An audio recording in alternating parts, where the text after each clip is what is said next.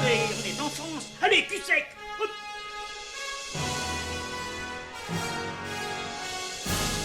Personne ne veut le croire et pourtant c'est vrai, ils existent, ils sont là, Tarnatata. Non. Il faut qu'on pète.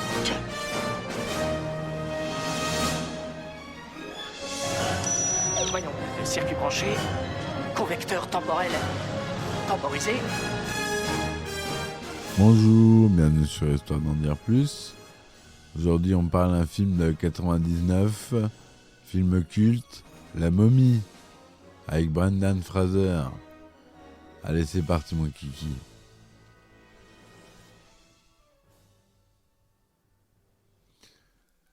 Alors La Momie, vous connaissez ce film j'imagine. The Mummy en anglais est un film d'aventure fantastique américain écrit et réalisé par Stephen Sommers, sorti en 1919. C'est une nouvelle version du film américain de 1932, La Momie, également produit par Universal Pictures. Donc on retrouve Brendan Fraser, Rachel Weisz, John Hannah, Oded Fehr et Arnold Vosloo. Le film a pour antagoniste principal la momie d'un prêtre d'Égypte antique maudit qui est accidentellement ramené à la vie par des archéologues dans les années 1920. La momie poursuit les membres de l'expédition jusqu'au Caire pour se nourrir d'eux et accumule ainsi des pouvoirs magiques de plus en plus terrifiants, au point de menacer l'Égypte et le monde entier. Tandis que les aventuriers Rick O'Donnell, Brendan Fraser et le bibliothécaire Evelyn Canahan, Rachel Weisz, tentent de trouver un moyen de l'arrêter. Le film reçoit des critiques partagées à sa sortie en salle, mais il obtient un score commercial et remporte plusieurs récompenses, dont 2 pour sa bande originale composée par Jerry Goldsmith, le célèbre. Il donne lieu à 2 suites, La Retour de la momie du même réalisateur en 2001, puis La momie et la tombe de l'empereur Dragon de Rob Cohen en 2008. Un film dérivé, Le Roi Scorpion en 2002, engendre lui-même une nouvelle série de films. La momie donne aussi lieu à une adaptation en série animée de 2001 à 2003. Divers produits dérivés sont également commercialisés. Bien que l'équipe du film ait inclus un consultant historique, La momie reste un film d'aventure plus qu'un film historique. Il prend donc de nombreuses libertés avec la réalité de l'Égypte ancienne, que ce soit dans la manière dont il représente le livre des morts égyptien ou dans sa mise en scène d'une nécropole imaginaire, Amunaptra. Les mêmes libertés sont prises avec la réalité dans la façon dont le film montre le travail des archéologues, qu'il dépeint comme des vrais rats de bibliothèque aux comportements excentriques et aux compétences bien plus générales que dans la réalité. La représentation que le film donne de l'Égypte et des Égyptiens des années 1920 ont été rapprochées, quant à elles, de l'orientalisme et de l'imaginaire colonial. Alors, synopsis. En 1290, avant Jésus-Christ, le grand prêtre Imhotep, Arnold Vosloo, a une liaison amoureuse avec Ansun-Samun, la favorite du pharaon Séti Ier. Lors d'une rencontre entre les deux amants, ils sont surpris par le pharaon qu'ils assassinent. Après avoir été découvert par les gardes du roi, Ansun-Namun se suicide et le grand prêtre Imhotep s'enfuit par le pouvoir la faire revenir d'entre les morts. Il vole le cadavre de son amante et l'emmène à Amam-Nupra, la cité des morts, où il commence un rituel de résurrection.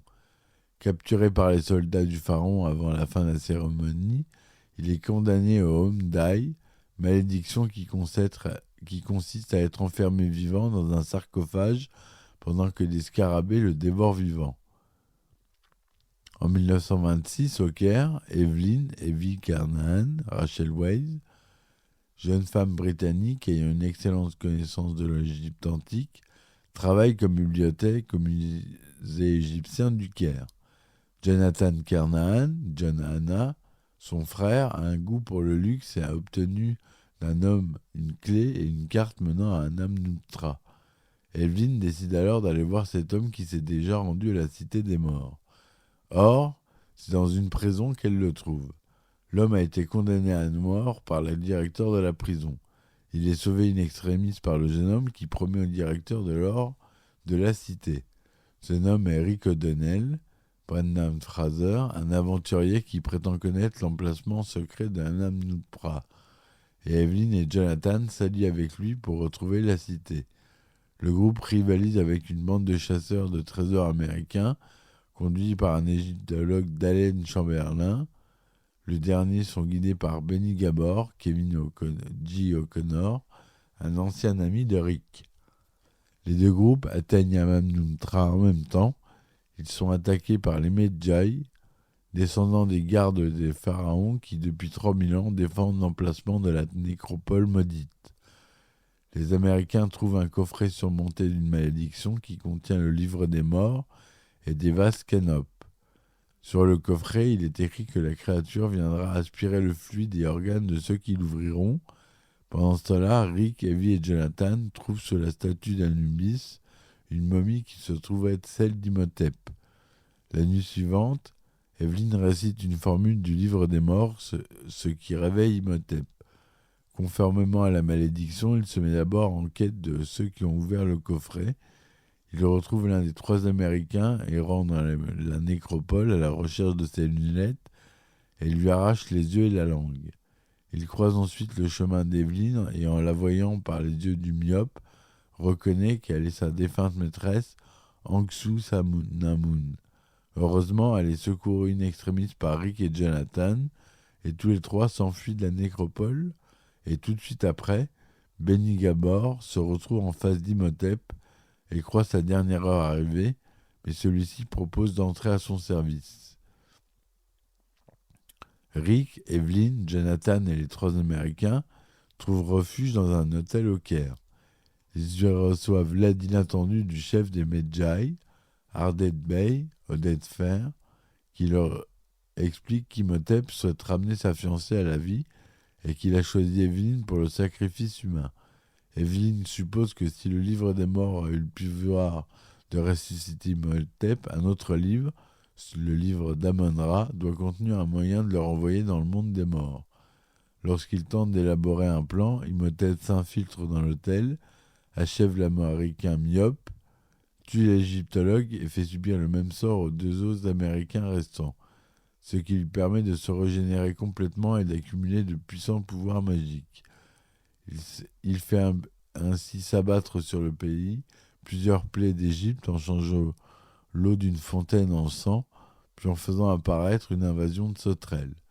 Le même soir, il entre dans la chambre d'Evie, il l'embrasse et en se réveillant, elle hurle, ce qui prévient le reste du groupe.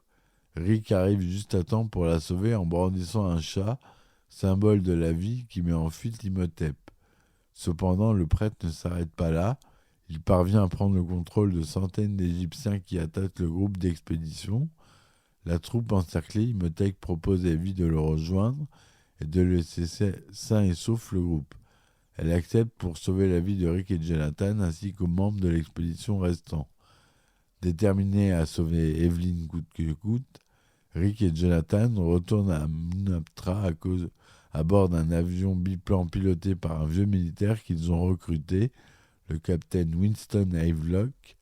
Pris dans une tornade de sable envoyée par Imhotep, il s'écrase, ce qui coûte la vie au capitaine.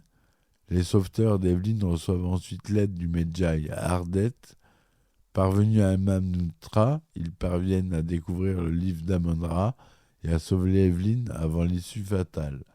Après un périlleux affrontement contre Imhotep et les serviteurs momies qu'il a ranimés grâce à ses pouvoirs, Evelyn parvient à déchiffrer et à prononcer les incantations du livre d'Amon-Ra, qui neutralise toutes les momies et bannit à nouveau Imhotep dans l'au-delà.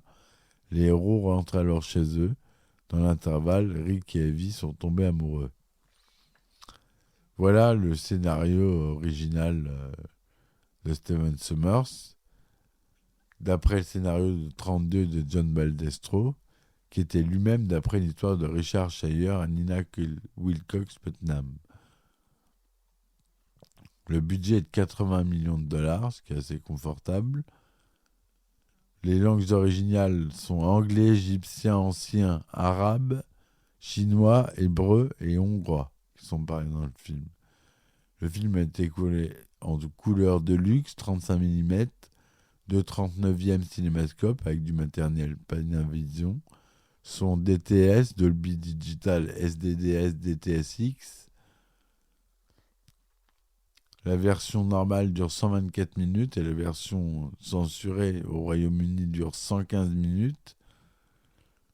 Il est sorti aux États-Unis le 7 mai 1999 et en France le 21 juillet 1999. En France, il est tout public, mais interdit aux moins de 13 ans aux États-Unis. Les premiers films de momies s'inscrivent dans la continuité d'un engouement pour l'Égypte antique déclenché par la campagne d'Égypte menée par Napoléon Bonaparte entre 1798 et 1801, et à la publication de la description de l'Égypte par les scientifiques de l'expédition dans les années 1800-1820. Pendant cette période, y compris dans les années 1830, il est très à la mode de rapporter d'un séjour en Égypte un fragment de momie ou de participer à des séances de déballage de momies. Cette égyptomanie durable se diffuse rapidement auprès d'un public large et populaire, empruntant les médias de masse de l'époque, du théâtre à la publicité, en passant par les ballets et bien sûr par le cinéma. Elle ravive des thèmes artistiques tels que les mystères des pyramides et les vengeances des momies profanées, thèmes qui prolongent des croyances encore plus anciennes, remontant au moins à la Renaissance. Au sujet des propriétés plus ou moins magiques des momies, le premier film à mettre en scène la résurrection d'une momie est probablement Cléopâtre, réalisé par Georges Méliès en 1899. Dans les années 20, Universal Studios entame la production d'une série de films d'horreur intitulée Universal Monsters. Ces films mettent en avant des personnages terrifiants, souvent librement inspirés de romans fantastiques, notamment français ou britanniques. Le tout premier, sorti en 1923, est Notre-Dame de Paris, de Wallace Worsley, inspiré du roman éponyme de Victor Hugo. Les années 1930 voient les adaptations de l'Universal de nombreux romans mettant en scène des créatures devenues des archétypes du cinéma d'horreur. Dracula de Todd Browning, adapté du roman du même nom de l'Irlandais Bram Stoker, qu'on a déjà vu. La même année, Frankenstein de James Whale, d'après le roman de Mary Shelley. Ces deux films rencontrent un énorme succès, ce qui incite le studio à poursuivre l'élaboration d'une galerie de personnages horribles. C'est en 1932 que vient s'ajouter à cette série de films La Momie, réalisée par Karl Freund avec Boris Karloff, fameux acteur de films fantastiques, dans le rôle titre. D'autres monstres suivent, L'Homme Invisible de James Whale en 1933, La fiancée de Frankenstein du même réalisateur en 1935, Le Loup-garou de George Wagner en 1941, et d'autres films font rencontrer ces personnages contre Frankenstein contre le Loup-garou de Roy William Neill en 1943. Les premiers films de momies s'inspirent des récits fantastiques d'auteurs européens comme Le Pied de momie de Théophile Gautier, paru en 1840, ou les nouvelles d'Arthur Conan Doyle, comme Le Lot de 149, paru en 1892, où un égyptologue d'Oxford tente de lancer un sortilège pour animer et contrôler une momie. Et L'Anneau de Thoth, où un égyptologue découvre qu'une momie égyptienne contient un homme qui est encore vivant après 3000 ans grâce à un élixir qu'il a bu. Mais l'homme désire rejoindre dans la mort la femme qu'il a aimée et qui n'a pas survécu. L'Anneau de Thoth sert de manifestement d'inspiration au scénario de La Momie de Karl Freund en 1932, mais le texte de Doyle n'y est pas mentionné au générique. Comme la plupart de ses films d'horreur, La Momie donne lieu à deux suites, La main de la momie en 1940, La tombe de la momie en 1942, Le fantôme de la momie et la malédiction de la momie en 1944, De Inigo et la momie en 1955. Une deuxième série de 4 films est ensuite produite avec l'autorisation d'Universal par Hammer Film Production entre 59 et 71. Ainsi, dès 1932, le personnage de la momie fait partie de l'univers des studios Universal qui l'utilisent régulièrement dans leurs grosses productions.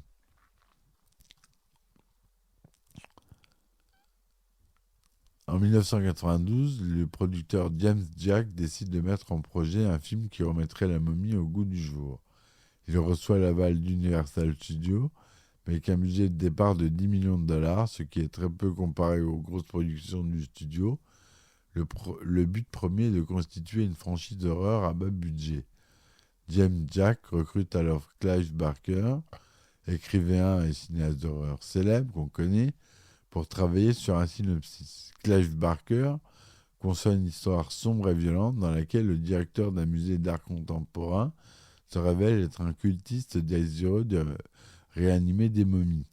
James Jack se souvient dans un entretien que le projet conçu par Barker était sombre, sexuel et empreint de mysticisme, et qu'il aurait fait un excellent film à petit budget. Mais après plusieurs réunions, Universal et Clive Barker se désintéressent du projet et la collaboration s'arrête là. C'est ensuite le scénariste d'horreur George Romero, qu'on connaît tous, qui est démarché et envisage un film d'horreur façon film de zombies dans la lignée de son premier film, La Nuit des Morts Vivants, dans lequel je ferai un podcast, sorti en 1968. Mais James Jack et le studio jugent le projet trop effrayant car ils souhaitent concevoir quelque chose de plus accessible. Une version suivante du projet implique Joe Dante, qui propose d'augmenter le budget et de recruter Daniel Day-Lewis pour incarner la momie. En 1997, le réalisateur Stephen Sommers contacte James Jack avec une autre vision de la momie, une sorte d'Indiana Jones ou de Jason et les Argonautes, où la momie ferait en voir toutes les couleurs au héros. Sommers avait vu le film à 8 ans et avait envie de recréer ce qu'il avait apprécié, mais à plus grande échelle.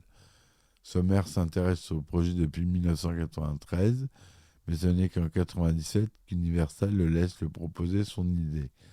Les producteurs Jack et Sean Daniel arrangent une rencontre informelle avec Sommers, un réalisateur qui s'est fait connaître en 1994 grâce au succès de son film Le Livre de la Jungle.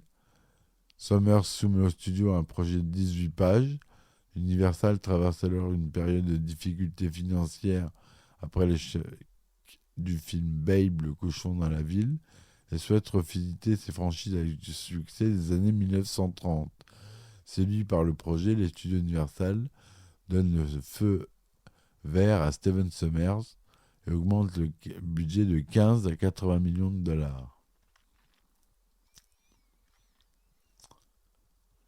Stephen Sommers a dès le départ envie de recourir aux effets spéciaux numériques pour son film afin de lui conférer un réalisme que les maquillages et les prothèses ne permettent pas toujours d'atteindre. La conception des effets visuels du film est dirigée par John Burton et mise en œuvre par la société qu'on connaît tous, Industrial Light and Magic, ILM. La conception visuelle du personnage de la momie et le choix des techniques à utiliser pour lui donner vie à l'écran se font bien avant le début du tournage et prennent environ 3 mois. Avant de rendre le meilleur réalisme possible les mouvements de la momie, c'est la technique de la motion capture qui est retenue par Burton. Un travail préalable est approfondi et réalisé par ILM à partir des photographies déjà existantes d'Arnold Vosloo, l'acteur qui joue Imhotep dans le film, puis en prenant des photographies et en réalisant des films spécifiques qui permettent aux animateurs d'étudier sa silhouette, sa démarche et ses mouvements. Par la suite, sur les plateaux de tournage, Arnold Vosloo, revêtu de capteurs qui permet de numériser ses mouvements avec précision et de disposer ainsi d'une base pour animer la momie en infographie dans chaque plan concerné.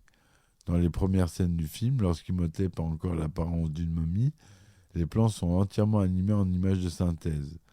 À mesure que la momie s'humanise et prend les traits de l'acteur, les effets spéciaux combinent les prises de vue réelles de l'acteur en leur ajoutant des sortes de prothèses numériques, par exemple pour les plans où Imhotep n'est qu'à moitié reconstitué, mais encore une joue et des dents manquantes. Les scènes de la dernière partie du film où Imhotep a un aspect entièrement humain sont simplement des prises de vue réelles d'Arnold Vosloo.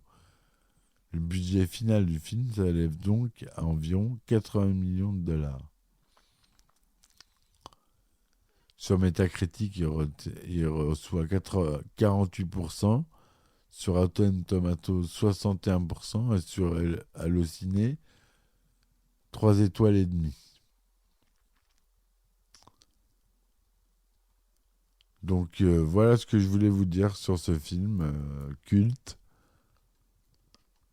qui mérite d'être revu et revu, la trilogie que je me suis procuré en Blu-ray 4K en import. Je les ai pas revus, ça fait un moment, ils passent souvent à la télé. Voilà, je vous remercie de m'avoir écouté jusque-là. Je vous dis à très vite pour de nouvelles chroniques. Laissez-moi des commentaires et des likes.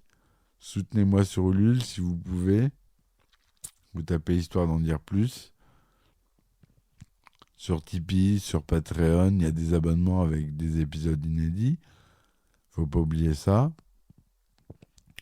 Je vous remercie, je vous dis à bientôt. Ciao, ciao.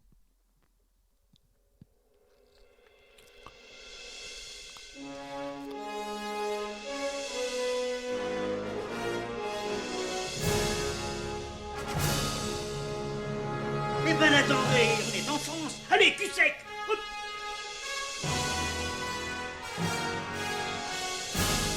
Personne ne veut le croire et pourtant c'est vrai, ils existent, ils sont là, Tarnatata. L'eau. L'eau. Il faut qu'on pète.